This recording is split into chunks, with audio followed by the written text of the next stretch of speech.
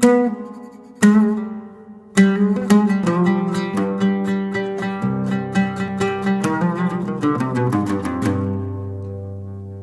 مساء الفل. لما تتمشى شوارع القاهرة القديمة تحس كل ركن وكل حيطة لها حكاية، بس حكايتنا النهاردة مش عن أكلة ولا مثل، حكايتنا النهاردة عن عرق أحياء المحروسة، حي ملهوش علاقة بالمطبخ رغم اسمه مليان تفاصيل وتاريخ، حي محفور في وجدان المصريين ومرتبط بالفن والشهامة والجدعنة.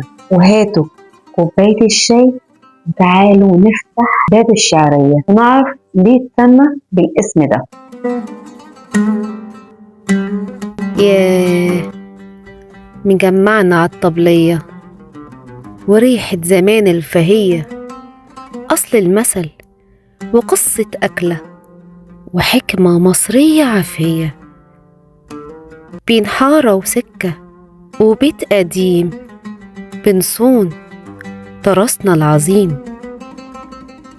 ومع شيرين هنحكي عن بكرة والقديم، حكايات مصرية مننا ولينا ومكملة فينا.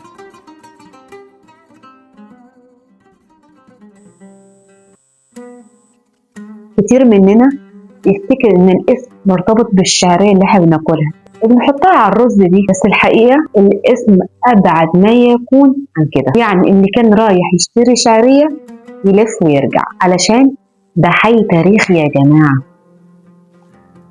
وباب الشعرية سمى كده نسبة إلى طائفة من البربر اسمهم بنو الشعرية، ودول جم مصر مع جوهر الصقلي قائد جيوش الفاطمي، وكانوا جزء من الجيش اللي بنى القاهرة. بنى ليهم باب مخصوص في السور الشمالي للمدينة علشان يسكنوا فيه، ومن هنا جاء اسم باب الشعرية.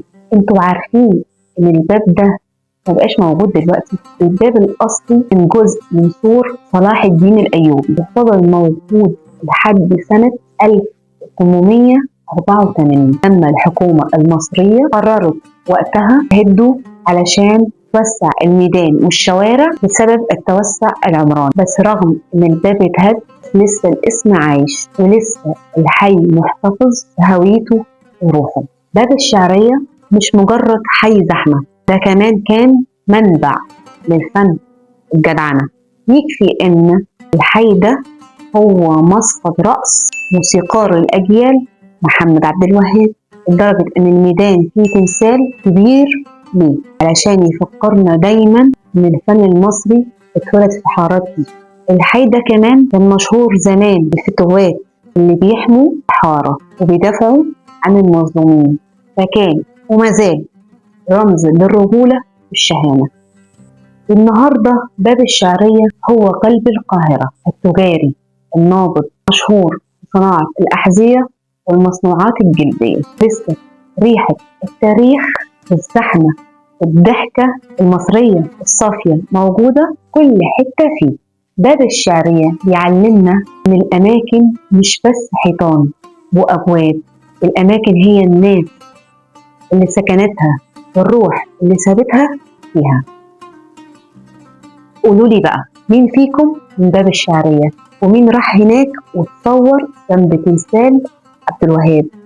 مستنية تعليقاتكم. وخلصت كوباية الشاي وخلصت مع حكايتنا النهاردة، بس حكايات مصرية مع شيرين لسه فيها كتير. استنوا الحكاية الجاية بحفظ الله.